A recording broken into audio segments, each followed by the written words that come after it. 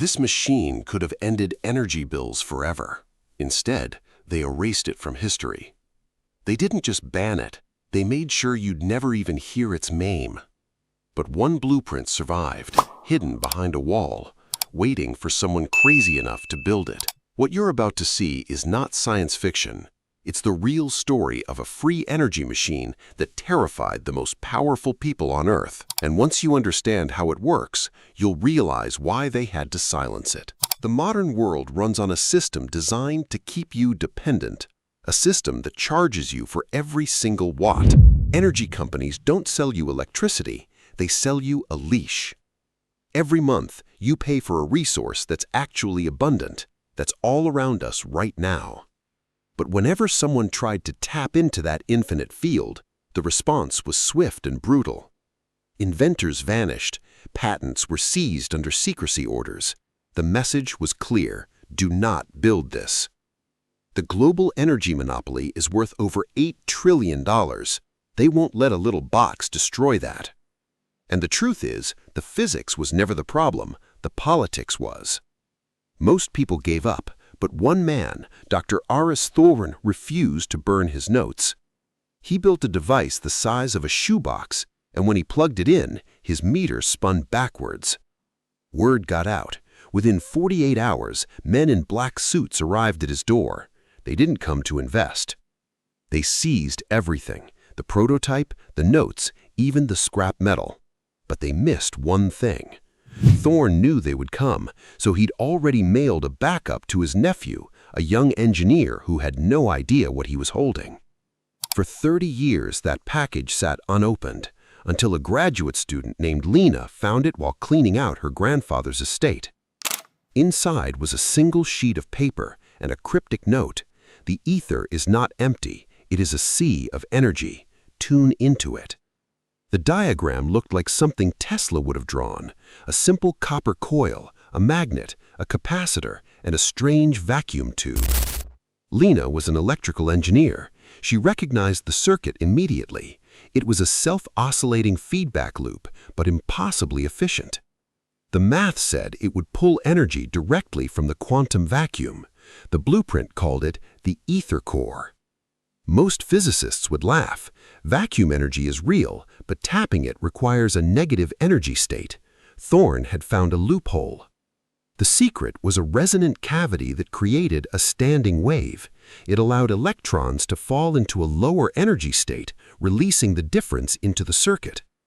It was like a wind turbine that didn't need wind. The wind was the very fabric of space itself. Lena couldn't believe it. Every component was off the shelf. A Radio Shack from the 80s could have supplied it. She decided to replicate it, not to prove it worked, but to understand why her grandfather risked everything. The build took 3 weeks. Every turn of the coil had to be exact. The geometry was not random, it was a fractal antenna. On the final night, she installed the vacuum tube and sealed the glass jar. The device was silent, cold, no input power. She connected 2 wires to a small LED, and then she waited for something that shouldn't be possible. The theory was simple. The vacuum isn't empty. It's a boiling foam of particles popping in and out of existence. These virtual particles carry tiny amounts of energy. Normally, they cancel out. Thorn's device broke that symmetry. The core of the device is a specially shaped permanent magnet combined with a coil wound in a Mobius-like pattern. When a high voltage spike hits the coil, it creates a rotating magnetic field that doesn't collapse. It self-perpetuates. This field creates a zone of negative pressure in the quantum foam. Nature abhors a vacuum, so the foam rushes in to fill it.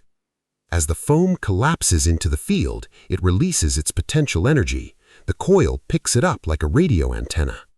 The genius is the vacuum tube. It acts as a one-way diode for the quantum current, preventing backflow and allowing the energy to accumulate in a capacitor. Once the capacitor is full, the circuit discharges through a spark gap, feeding a clean pulse back into the coil to sustain the field. It becomes a closed loop. No fuel, no moving parts. It just sits there humming at 60 Hz, ready to power your home. Lena measured the output with a professional oscilloscope, a perfect sine wave, zero distortion, just endless clean energy. The device was producing 2,000 watts, enough to run a heater, a fridge, and a computer from nothing. But here's the terrifying part. It wasn't just harvesting energy, it was cooling the surrounding air as a side effect. Thorne's notes warned about this. The heat is not lost, it is converted into the field. Surrounding temperature will drop. The implications were staggering. This wasn't just a generator, it was a thermodynamic loophole, a window into a new physics. Lena ran it for 24 hours straight. The power meter on her house started spinning backwards. She was feeding the grid. She recorded everything, the build, the test, the data, and she uploaded it to a secure, encrypted cloud. The world had to know. But within hours of her upload, a new kind of signal appeared on her network monitor. Someone was in her system. First, they tried to delete the files. When that failed, they tried to corrupt her hard drive, and then a message popped up on her screen. The same three-letter agency that seized Thorne's work was back, and they were watching. Lena's phone rang. A blocked number, a distorted voice, said, "The device causes a cascade failure in the quantum field. You'll open a rift you can't close." It was a lie, a fear tactic. The field doesn't destabilize, it self-regulates. The only cascade they feared was a cascade of copies. So Lena did the one thing they never expected. Instead of hiding, she built 10 more kits and mailed them to strangers.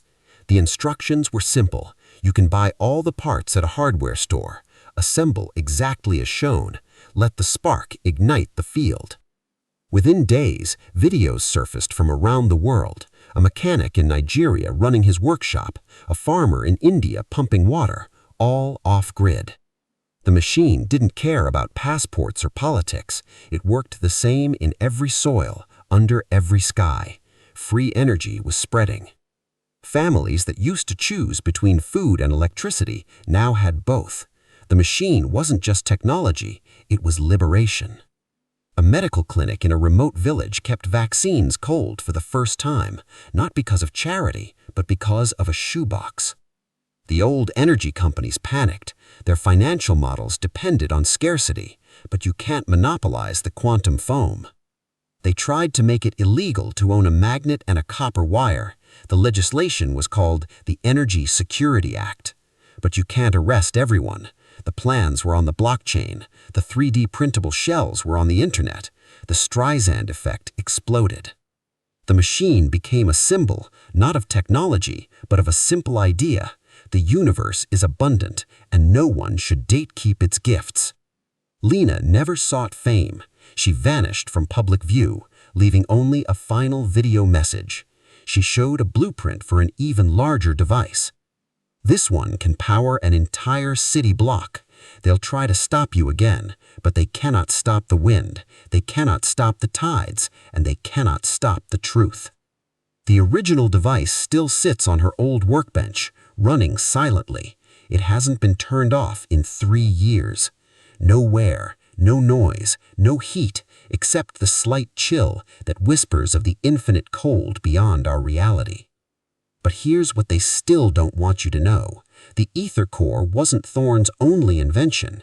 In his final notebook, he described a second-stage device, not just a generator, a gravity manipulator, a propulsion system with no exhaust. The notes read, "They didn't ban me for the free energy. They banned me when they realized my machine could leave the planet without a rocket." Think about it. A truly free society would be impossible to control. Free energy makes free people. Free movement makes free worlds. Lena found the gravity drive schematic, and according to the timestamps on her encrypted server, she started building it 2 months ago. The authorities raided her old lab, but it was empty. They found a note taped to the wall. "You're too late. Look up." Since then, there have been hundreds of reports of unidentified silent crafts. They leave no radar signature, no sonic boom, just a hum. The military denies everything, but commercial airline pilots have filed reports. Something is up there. The question is no longer whether the technology works. The question is, are we ready for a world where every person has access to infinite energy and interstellar travel? The old rulers say no. They'll fight to keep you on the ground, paying bills, afraid of the dark.